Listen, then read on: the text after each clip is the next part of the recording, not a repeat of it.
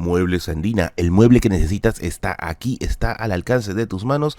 Cotiza tu diseño a los contactos que aparecen aquí en la publicidad y no olvides decirle que vienes de mi parte, ya que hacen un trabajo maravilloso, te lo garantizo. En la historia del Perú han existido finales horribles, pero realmente que superan hasta las películas más sangrientas de Hollywood, y hoy te vas a enterar de eso, porque sí, muchos de los personajes que quizá tú has escuchado en el colegio, claro, tú has escuchado el momento en que han estado activos, en el que han estado en todo su momento de poder o en todo su apogeo, pero muy pocas veces te dicen cómo acabaron los hermanos Gutiérrez, cómo acabó el presidente Leguía, cómo acabó Francisco Pizarro, cómo acabó el cura Valverde, que fue quien le ofreció la Biblia a Atahualpa y este lo tiró al piso. Pues hoy te vas a enterar de eso. Yo soy Merlín, atrás de esa cámara siempre estará mi gato Bigotes y actualmente mis gatitos Félix y Toshi, y esta es la biblioteca de Merlín explicándote los finales más terribles de la historia del Perú.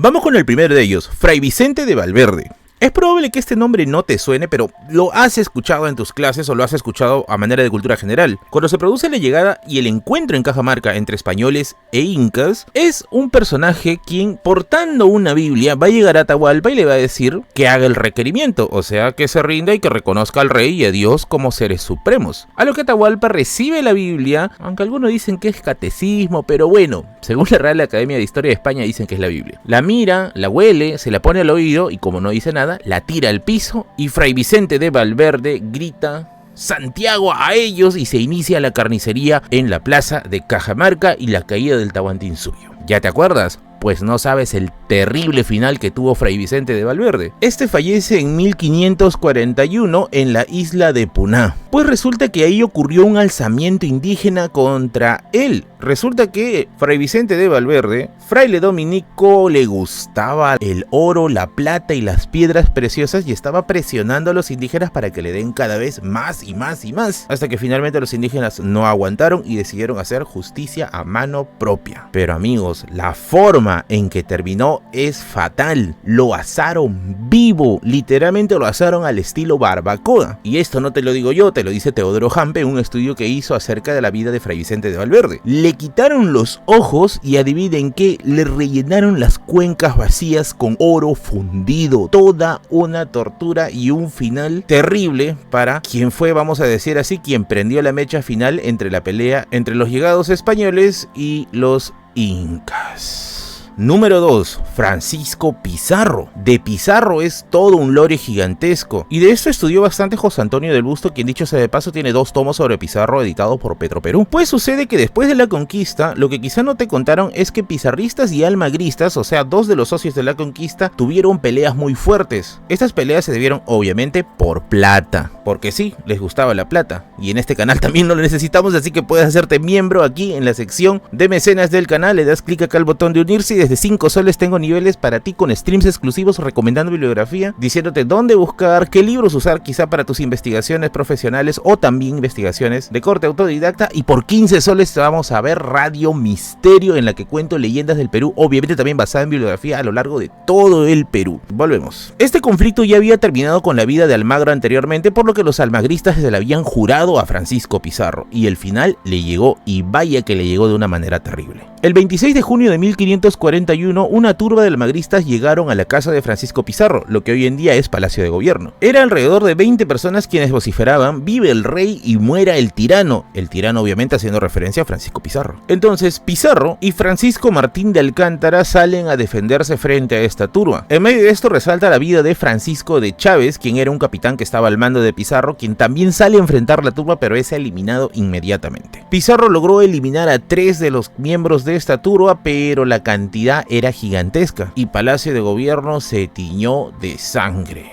Fueron 5 heridas con espada en la cabeza, o también el término lo dicen estoque, y múltiples heridas en la columna y en los brazos. Se sabe que ya agonizante, Pizarro usa su propia sangre para hacer una cruz en el piso y la besa, como una forma de ejercer el acto de confesión antes de morir, pero uno de los miembros almagristas que estaba allí lo remató. Esta persona fue Juan Rodríguez Barragán, quien agarrando un voluminoso jarrón se lo revienta en la cabeza diciéndole: vas a ir a confesarte al infierno. infierno. Y con esto finalmente Pizarro dejó de existir. Para más información de la vida de Francisco Pizarro y en este caso su misión, tengo un video específicamente de dónde está el cuerpo de Francisco Pizarro. Ha habido toda una polémica y una gran confusión con respecto a una supuesta momia de Francisco Pizarro. Lo puedes encontrar aquí en mis videos que son de acceso libre y gratuito. Y también me puedes dejar un super gracias si te gusta esta historia. Número 3. Túpac Amaru II. A ver, Túpac Amaru II va a encabezar una rebelión gigantesca y probablemente la rebelión más grande contra el virreinato español hecho en este continente. Va a levantar múltiples personas, no solamente indígenas, sino también gente hasta ligada al poder español contra el gobierno español. Si quieres un video sobre Túpac Amaru II y las razones de su rebelión, porque escucho mucha gente decir que Túpac Amaru era un libertario, o que Túpac Amaru se rebeló más por sus intereses, o que Túpac Amaru fue un santo. Ojo, hay visiones muy polarizadas, desde los hispanistas quienes quieren hacer ver a Túpac Amaru como una suerte de convenido propio que buscó el beneficio personal y por eso levantó medio mundo andino, hasta el otro extremo quienes quieren hacer ver a Túpac Amaru como una suerte de santo, que esa también es una imagen que se da durante el gobierno revolucionario de las Fuerzas Armadas con Juan Velasco Alvarado. Los extremos no son buenos y te conducen al idiotes. Lo cierto es que el 18 de mayo de 1781 llegó el final de Túpac Amaru II, su familia y sus aliados, y vaya qué terrible final. Comenzando con Micaela Bastidas, a quien le retiraron la lengua y finalmente la terminaron ahorcando y rematándola con múltiples golpes en el cuerpo. Francisco Túpac Amaru también recibe un castigo similar, se le quita la lengua y también termina siendo asfixiado. A la India Conde Maita se le condena al garrote, un castigo similar que se le dio a Atahualpa poco antes de fallecer. Y como previo a ello, para aumentar más la situación, primero se eliminó a su hijo para que ésta tenga la angustia de ver a su hijo desaparecer y posteriormente ella. Con el caso de Túpac Amaru creo que ya saben cómo fue la cosa. Intentaron herirlo con los famosos 4 caballos, pero no lo lograron, por lo que finalmente fue desmembrado y sus partes llevadas a diversas zonas de levantamiento para ser exhibido, y luego fue quemado en la zona llamada Pichu y sus cenizas esparcidas o tiradas, mejor dicho, a un río. La razón de por qué se hizo esto, hay quienes dicen que era el castigo usual para los levantamientos de la época, pero si queremos hacer una lectura que va más allá de la mera justificación española, pueden leer la introducción de Vigilar y Castigar de Michel Foucault, en la que se explica la lógica por medio de la eliminación de Damiens sobre por qué los castigos terminan siendo especialmente fuertes en aquellos que dieron mucho miedo y por qué esto se termina convirtiendo también en un show. Número 4. Felipe Santiago Salaverry. A ver, todos hemos escuchado de Salaverry, porque es esa avenida que se congestiona cuando queremos ir a la FIL. Pero Salaverry, lo que pocos saben, es que fue el presidente más joven de la historia del Perú. Hoy tío Merlín y Alan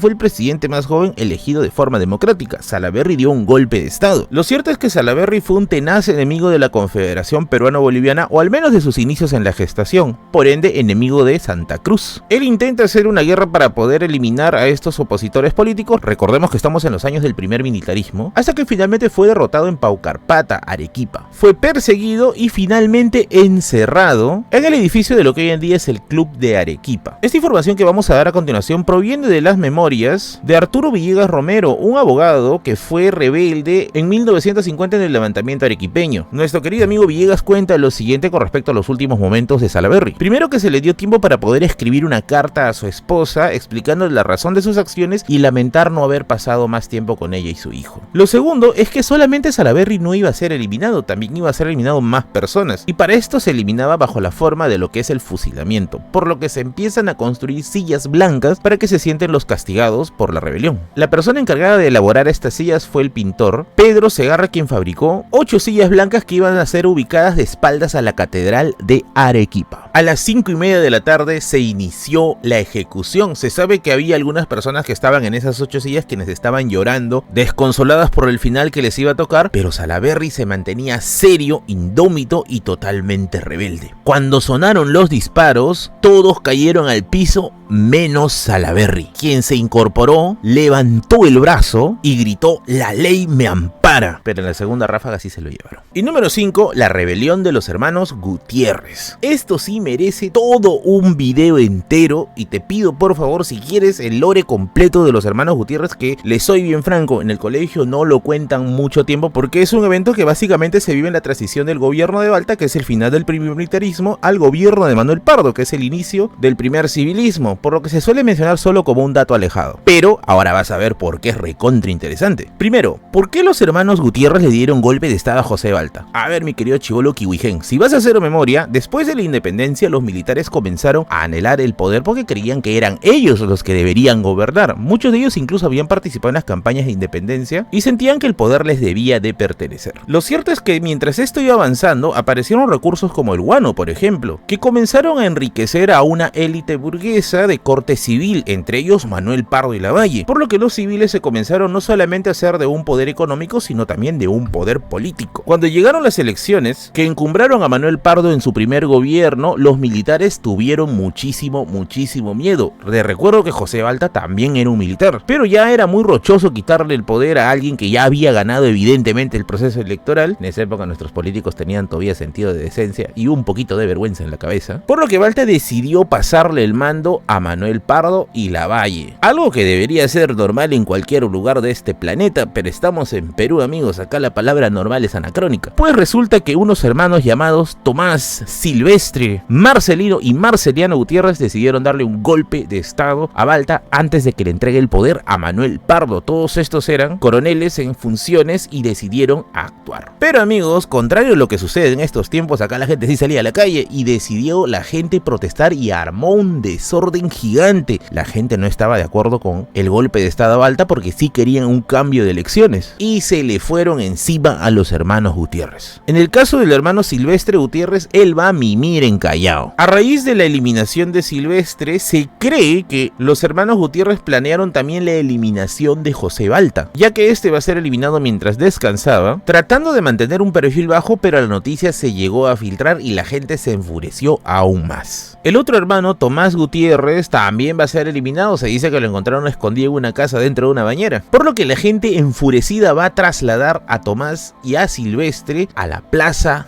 Mayor o la Plaza de Armas, como se le conoce el día de hoy. En el camino de su traslado de los dos que aún estaban moribundos, la gente le va a hacer de todo. No puedo describir los horrores que le hicieron en el camino, pero ya quiero que te hagas una idea. Y cuando llegan a la plaza van a ser colgados desde una de las torres de la Catedral de Lima. Al poco tiempo también van a cazar al otro hermano Gutiérrez, en este caso a Marceliano, quien también lo encontraron en el Callao, le dieron vuelta, lo llevaron para la Plaza de Armas. Para ese momento ya los dos cuerpos de los hermanos Gutiérrez colgados en la catedral habían caído y van a ser quemados en plena plaza, y a ellos se les va a unir Marceliano. El único de los hermanos Gutiérrez que llegó a quedar vivo es Marcelino, a quien no se le pudo encontrar pruebas de haber eliminado al presidente Balta, por lo que finalmente va a quedar excluido de cualquier cargo y finalmente va a fallecer en 1904 de un ataque al corazón. Yo sé que este tema es largo y hay muchas personas más que lo estamos dejando afuera, así que esto depende de ti. Déjame sí o sí un comentario aquí abajo pidiendo qué inca, qué virrey, qué presidente, qué político quisiera saber su final. Revienta likes este video que no te cuesta nada y de paso me ayudas con el algoritmo bastante, y activa la campanita. Y si te nace me dejas un super gracias que de verdad me ayuda muchísimo moralmente para seguir haciendo este contenido. Yo soy Merlin y nos vemos